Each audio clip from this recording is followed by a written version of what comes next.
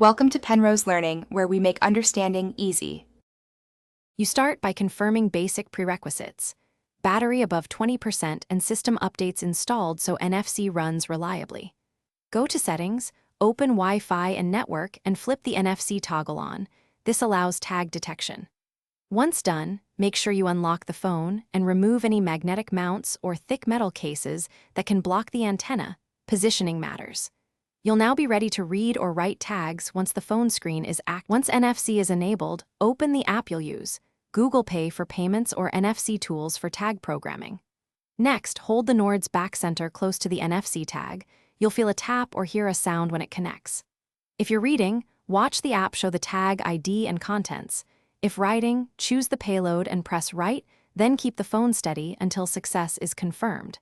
Make sure to verify the data and repeat if the first attempt fails.